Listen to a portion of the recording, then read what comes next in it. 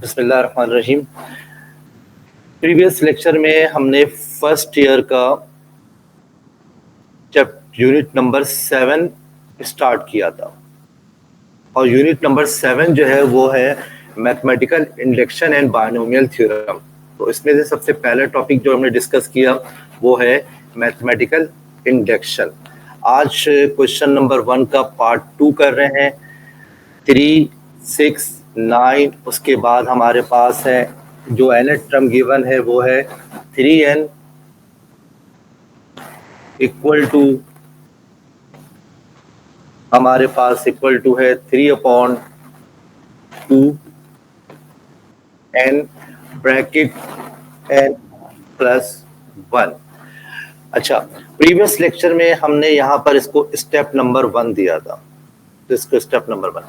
अच्छा, बहुत सारे स्टूडेंट कहते हैं कि भाई सर इतनी लंबी वर्डिंग हमने नहीं लिखनी है, जैसे हमने प्रीवियस क्वेश्चन में लिखा है verifying the result for n equal to 1।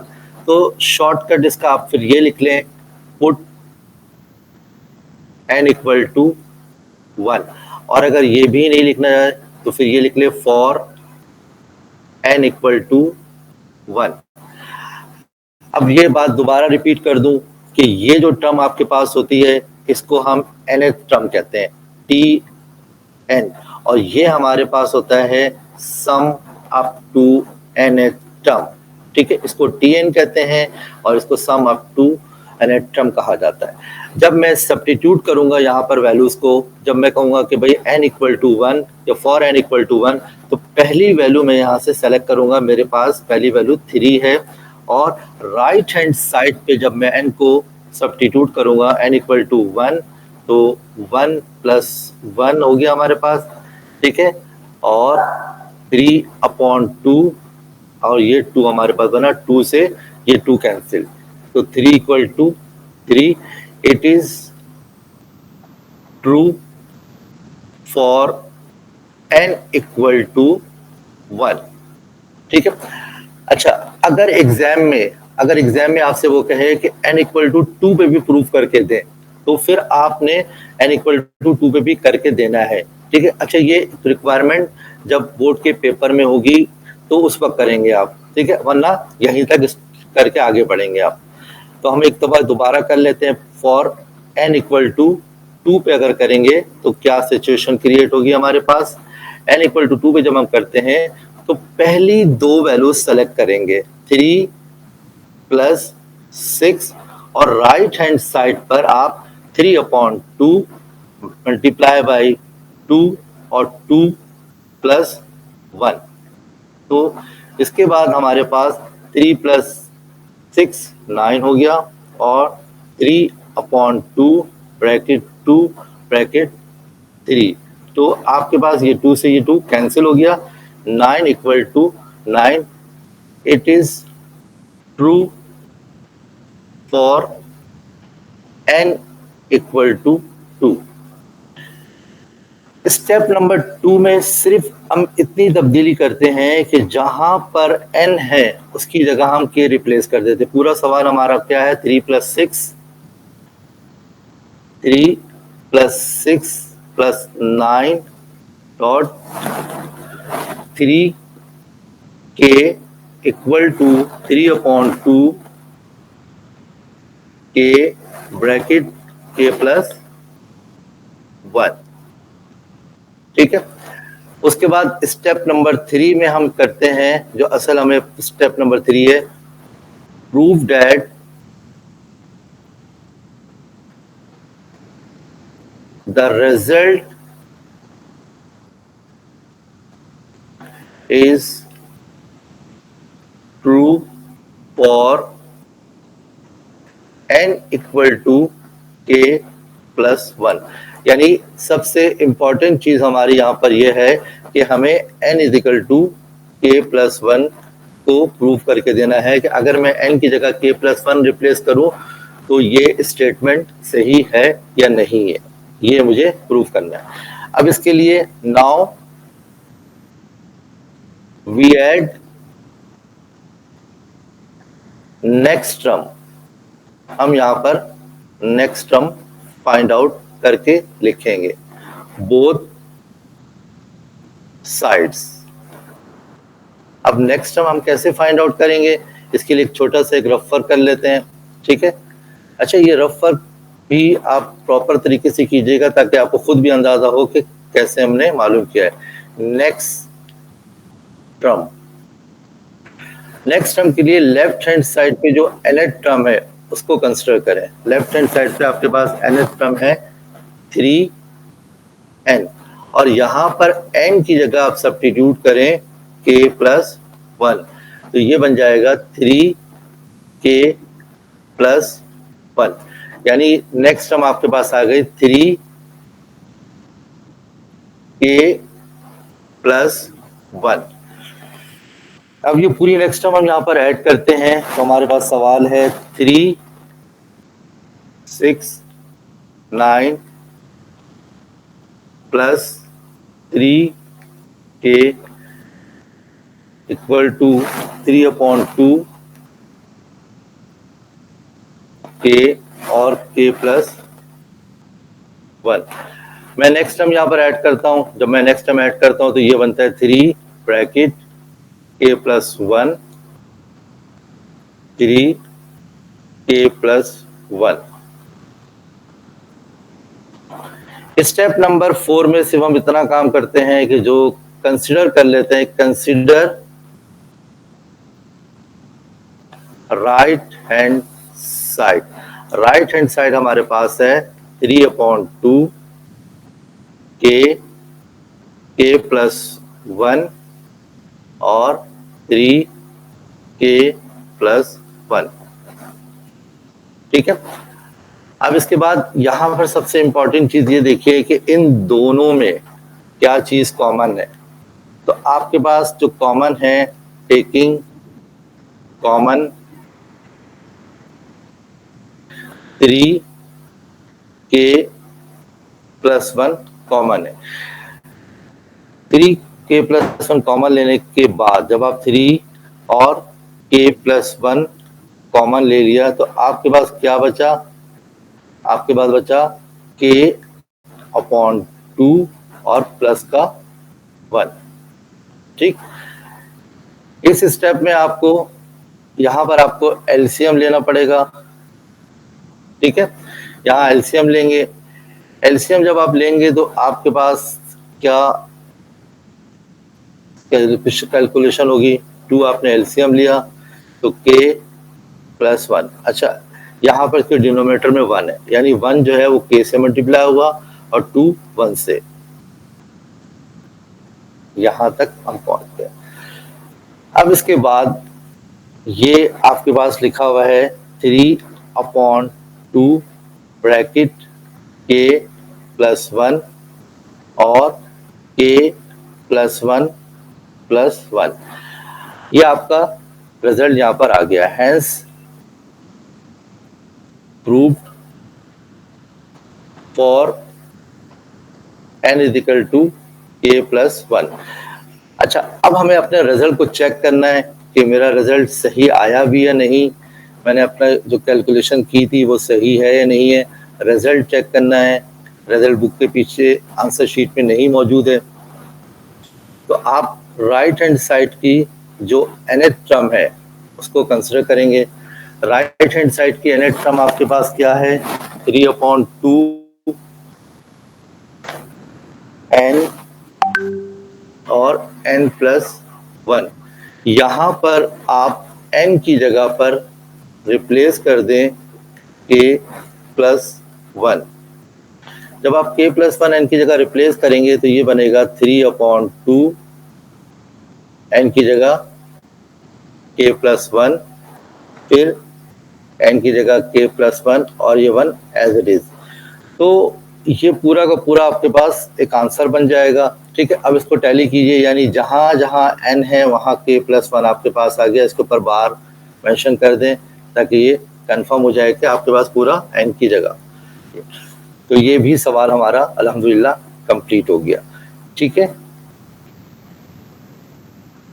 एक दफा रिव्यू कर लीजिए यहाँ से दोबारा से, जो आपने क्वेश्चन नंबर 1 का पार्ट 2 स्टार्ट किया था हमने, ठीक है। यहाँ पर n की जगह मैंने पहले 1 रखा, ठीक है, और n की जगह फिर मैंने यहाँ पर रखा 2।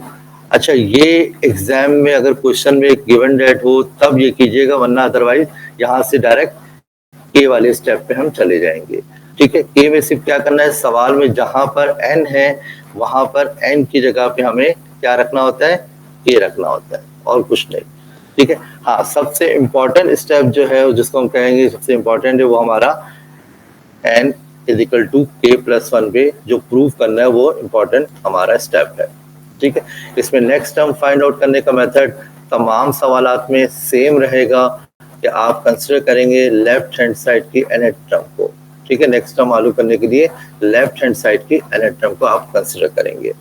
ठीक है, वैल्यू सब्स्टिट्यूट करेंगे n की जगह k प्लस 1, जो रिजल्ट यहाँ पर आपके पास जनरेट होगा उसको आप दोनों तरफ ऐड करेंगे। ठीक है, इस तरफ भी आपने ऐड किया और इस तरफ भी आपने इसको ऐड किया।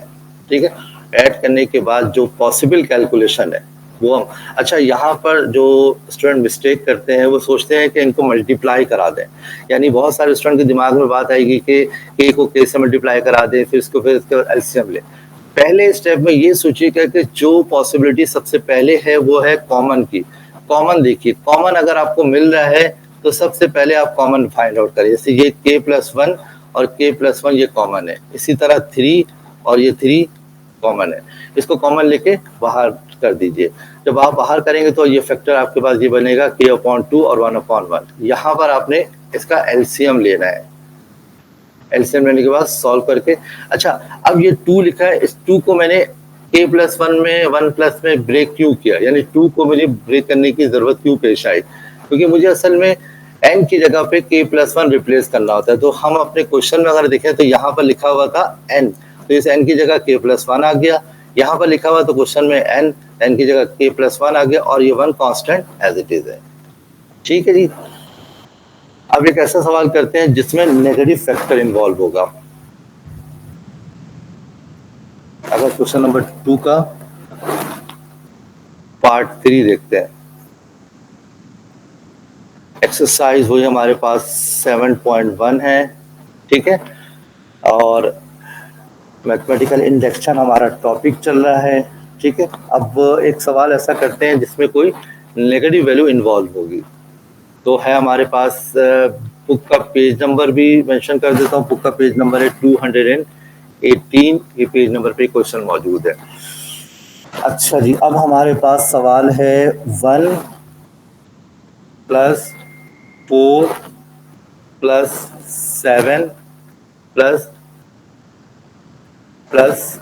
3n - 2 equal to n 3n - 1/2।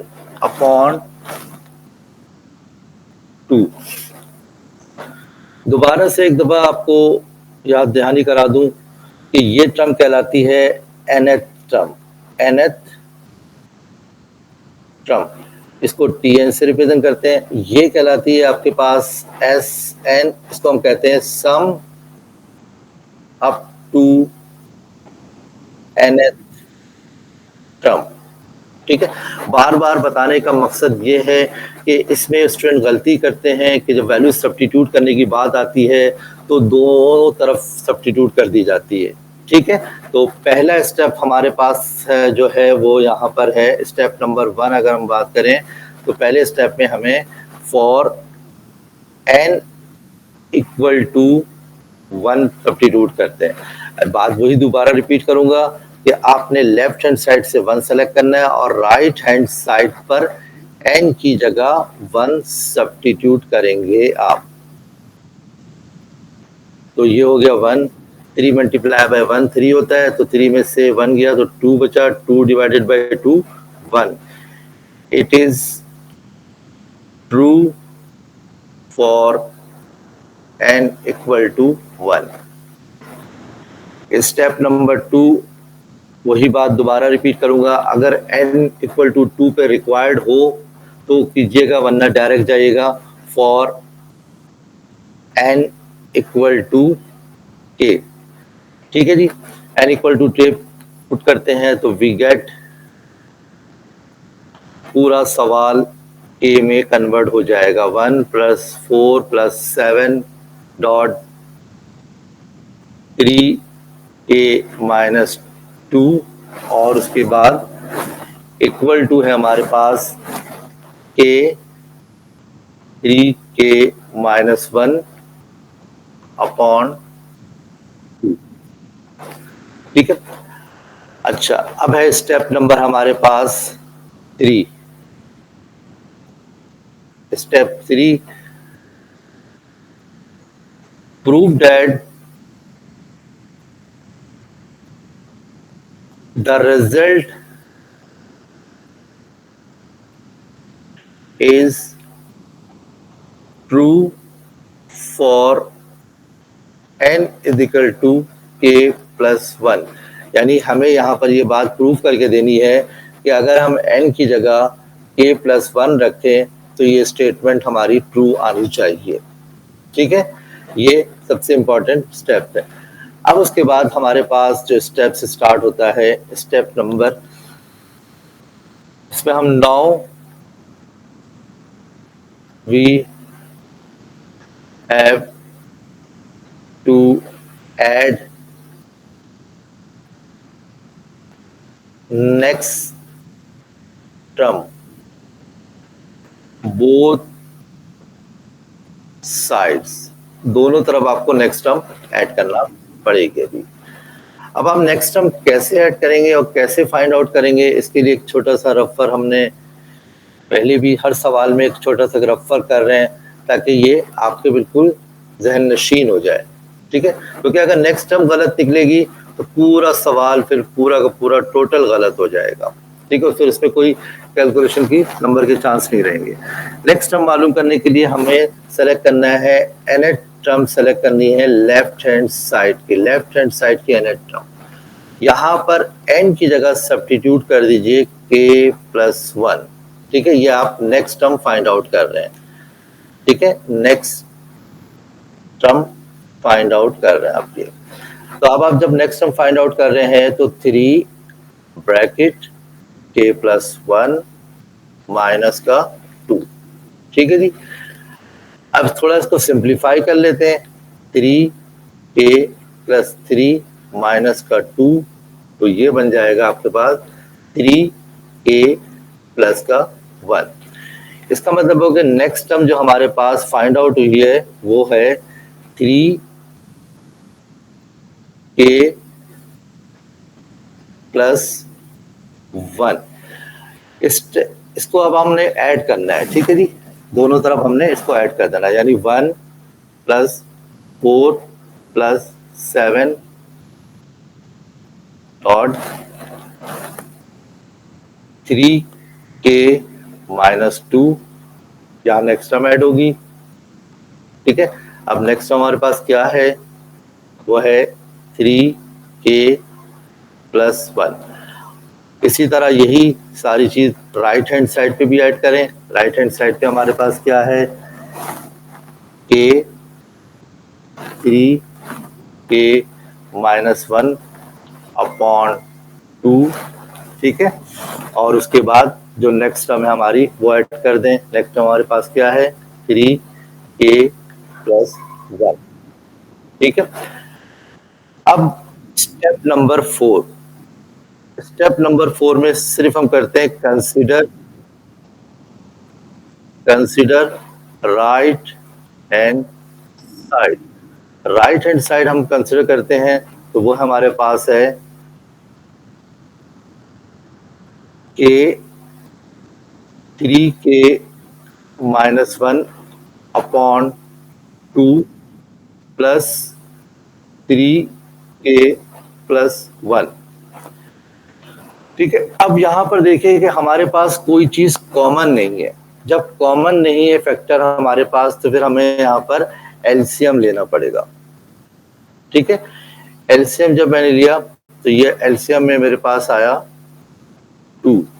ठीक है, तो पहला स्टेप ये हो जाएगा, यहाँ से इससे को मल्टीप्लाई कराए तो ये बन जाएगा 3k² माइनस का k।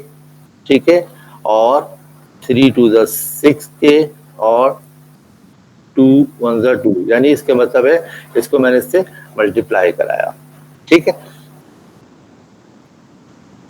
अब इसके बाद 3k square plus 5k plus 2, यहां पर मुझे इसकी मिडिल टर्म ब्रेक करना पड़ेगी, मिडिल टर्म ब्रेक, ठीक है। मिडिल टर्म ब्रेक करने के लिए क्या करेंगे, हमें ये मालूम है कि हम पहले 3 को 2 से मल्टीप्लाई कराते हैं, 3 को 2 से मल्टीप्लाई कराएंगे तो मेरे पास रिजल्ट बनता है 6, ठीक है।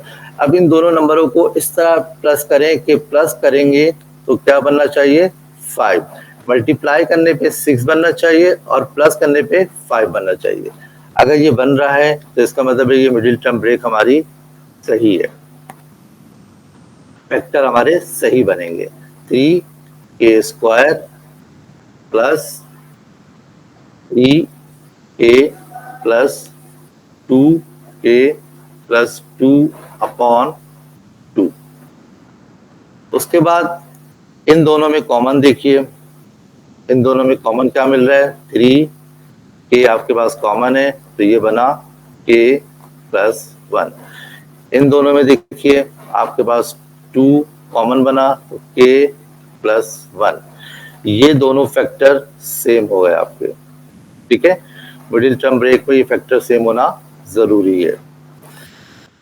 अब उसके बाद यहां पर स्टेप पे करेंगे तो आपको k प्लस 1 कॉमन नजर आ रहा है और यहां पर आपके पास 3k प्लस 2 अपॉन 2। अगर आप राइट हैंड साइड पे जो nth टर्म देखें तो राइट हैंड साइड पे जो nth टर्म हमारे पास है वो हमारे पास क्या है, वो है n bracket 3n minus 1 upon 2। अब मसला ये है कि यहाँ तो -1 आ रहा है और यहाँ पर -1 का जिक्र ही नहीं है, यहाँ तो +1 है। तो इसके लिए हम एक छोटी सी टेक्निक यूज करते हैं, हम ये कहते हैं कि जो k का कोफिशिएंट है, जो k का कोफिशिएंट है यहाँ पर, यही कोफिशिएंट प्लस और माइनस करा देते हैं। जो k का कोफिशिएंट है वही मैं प्लस भी कराता हूँ और वही माइनस भी कराता हूँ, ठीक है। ज़हन में याद रहे कि जिस फैक्टर में माइनस साइन की जरूरत होगी उसी में ही ये काम करेंगे, ठीक है। हमारा k का कोफिशिएंट या क्या है, 3 है, ठीक है जी। अब हमारे पास ये फैक्टर k प्लस 1 और 3k प्लस 1 इन दोनों से मैंने कॉमन लिया और यहां से ये दोनों आपस में प्लस माइनस हुए अपॉन का 2। तो अब हमने इसको करना ये है कि जहां जहां k प्लस 1 आ रहा है उसके ऊपर एक बार रिप्रेजेंट कर दें, ठीक है। अपने रिजल्ट को चेक करते हैं, ठीक है। रिजल्ट हम चेक करते हैं, रिजल्ट हमारा सही है या नहीं। जो हमारे पास राइट हैंड साइड है, राइट हैंड साइड की जो nth टर्म है वो n 3n माइनस 1 अपॉन 2 है। तो यहाँ पर n की जगह पे रिप्लेस कर दीजिए k प्लस 1।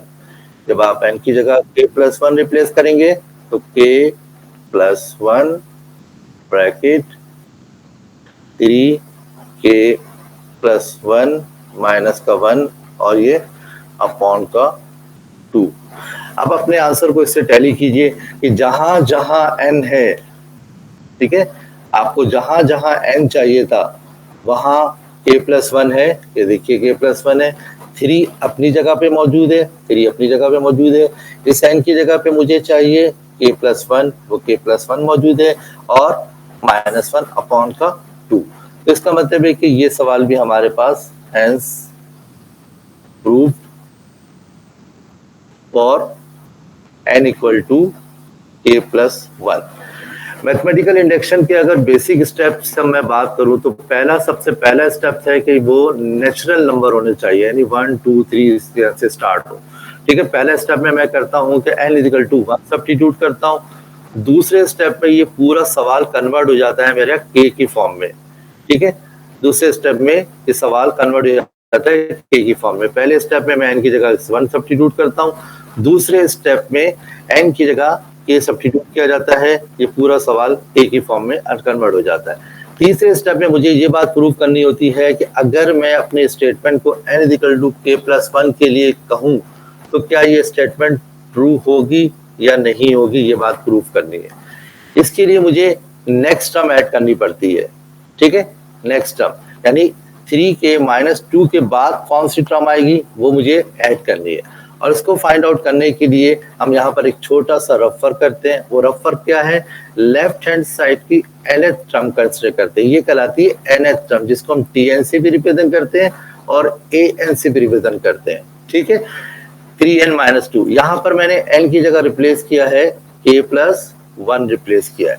जब मैं k+1 रिप्लेस करता हूँ तो उसके बाद स्टेप पे क्या कर रहा हूँ, मैं इसको 3 से मल्टीप्लाई कर रहा हूँ, इसको भी 3 से मल्टीप्लाई कर रहा हूँ, 3, ठीक है, और उसके बाद ये 3 में से 2 को माइनस करके मैंने यहाँ पर एक नेक्स्ट टर्म फाइंड आउट कर ली। ये जो नेक्स्ट टर्म मेरे पास आई है, ये नेक्स्ट टर्म दोनों तरफ ऐड होगी, इधर भी ऐड की है मैंने और लेफ्ट हैंड साइड पे भी और राइट हैंड साइड पे भी। कैलकुलेशन के हिसाब से मैं फाइंड आउट करूंगा, कंसीडर राइट हैंड साइड, ठीक है। राइट हैंड साइड पे कैलकुलेशन करने के लिए सबसे पहला स्टेप मैं ये चेक करूंगा क्या मुझे कोई फैक्टर कॉमन मिल रहा है।